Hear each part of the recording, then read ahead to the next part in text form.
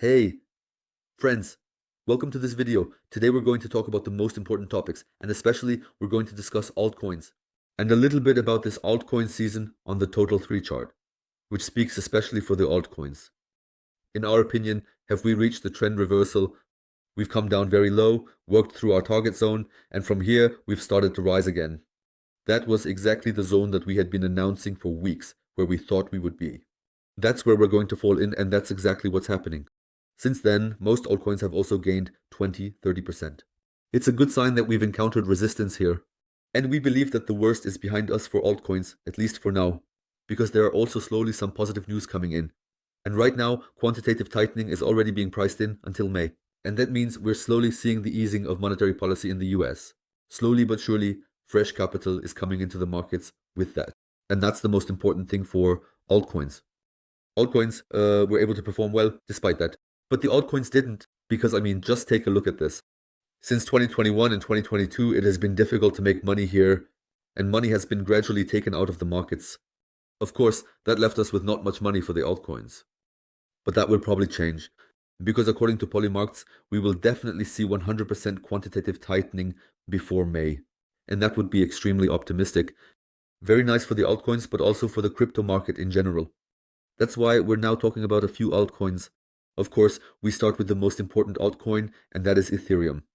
But we're mainly talking about these altcoins, the altcoins that either come from the US or where institutional investors have shown interest, where perhaps even Donald Trump invests in companies. And right in the middle is, of course, Ethereum. And Ethereum is basically the leader for the altcoins. If Ethereum performs well, then the altcoins can also perform well. That's why it's extremely important for Ethereum to slowly break out of certain zones. Here, in our opinion, it looks like we had the one during the bull run back then. We've seen the corrective 2 here, and that would then be the 3. We should see at least our $7,900 in this bull run. So we really expect that. Price targets of $7,000, $8,000, $9,000 in this cycle for Ethereum. If it really escalates, that could also happen. $12,000, $13,000. Anything is completely possible, but as I said, we definitely see at least our $8,000 for Ethereum. Those are our long-term price targets. It's also important that we start to see a turnaround here, but fundamentally, we are still with Ethereum. I'm still bullish. Since the run at $7,800, we've already risen very, very well, but right now, Ethereum isn't performing. Who knows how well? We all know that, but that's all there is here. The bullish chart structure still looks good so far. It's definitely a tough correction, but it's still a normal crypto correction, so those are our long-term price targets for Ethereum in the bull run.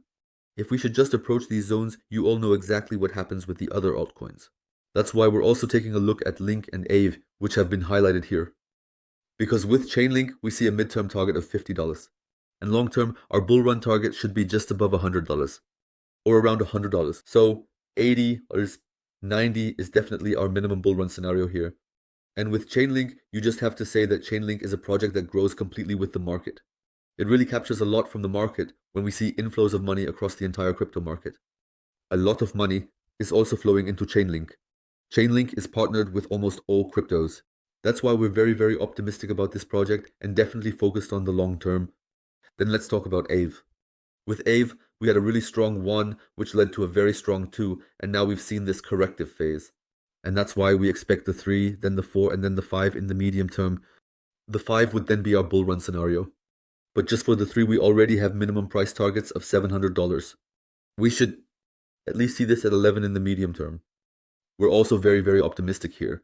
We're at the Coinbase 50 index with the Grayscale Trust, and Trump's organization has also bought in here. It's a top DeFi project. We're definitely very interested in this long term. Then I wanted to come along. Let's talk to you about SUI and about Elkbar. For SUI, we have seen medium-term price targets of over $9.90 in the long term. We should be moving towards $20 in this bull run, in this direction. At least, if things go well, definitely well over $20, but at least for now. In this direction for age, we have medium-term price targets of 74 cents. After that, the corrective phase, then the 5, so we're also looking at this long term. In the bull, we should definitely be above 1.20 here.